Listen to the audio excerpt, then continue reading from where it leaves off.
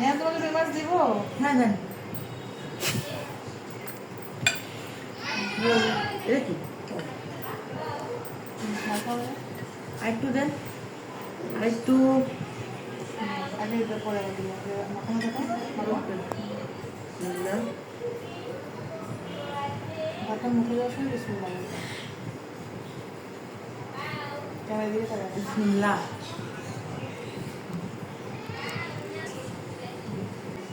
Like subscribe করেন আমার জন্য, থ্যাংক ইউ দিন সবার জন্য, শেয়ার করিয়েন, কমেন্টে লিখে দিন যে কার কার আপনাদের পছন্দের মাছ এটা, কার কার এই মাছটা পছন্দ, লিখে দিন তাড়াতাড়ি।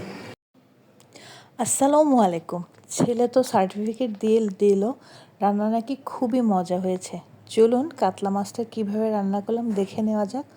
হলুদ, মরিচের গুঁড়ো আর লবণ দিয়ে মাছটাকে একটু ভালোভাবে মেখে নেব। তারপরে ভালোভাবে মাখানো হয়ে গেলে কড়াইটা ভালো করে তাতিয়ে এতে সয়াবিন তেল দিয়ে এপিট ওপিট করে মাছটা ভেজে নেব। মাছটা আমি অল্প অল্প করে দিচ্ছি যাতে মাছগুলো ভেঙে না যায়। তো মাছগুলো আমার মোটামুটি ভাজা হয়ে গেল। এখন আমি যাব মেন রান্নায়।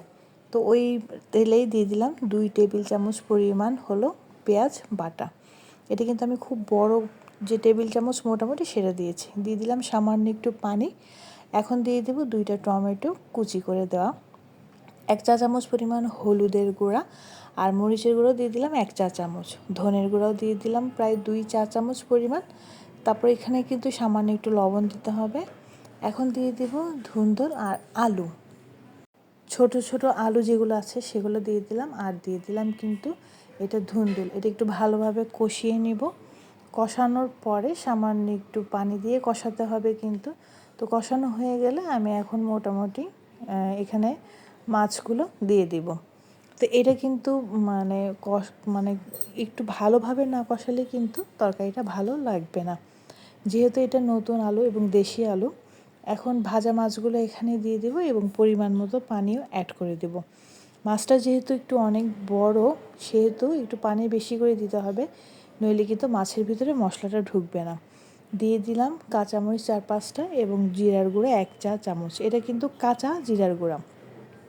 তো আমার মোটামুটি মাছটা কিন্তু হয়ে আসছে। এখন নামানোর আগে আমি দিয়ে দিব ধনেপাতা কুচি। তো ধনেপাতা কুচিও দিয়ে দিলাম। লবণটা আপনারা অবশ্যই একটু টেস্ট করবেন। তো হয়ে গেল আমার অনেক বিশাল বড়, আমার বাবার তার কন্যার যে আগমনের একটা বড় মাছ আনিয়েছে সেইটা রান্নাটা। তো মোটামুটি সবাই লাইক শেয়ার কমেন্ট করবেন এবং আমাদের সবার জন্য দোয়া করবেন। আর পরবর্তী রেসিপিগুলো দেখার জন্য সবাইকে আমন্ত্রণ, এবং কমেন্টে বলে দিবেন যে কে কার কী ধরনের মাছ পছন্দ। আমার তো মাছ খেতে খুবই ভালো লাগে, আপনাদের কেমন লাগে তা বলবেন। আজ এ পর্যন্তই। সবাই ভালো থাকবেন, সুস্থ থাকবেন। আল্লাহ হাফেজ।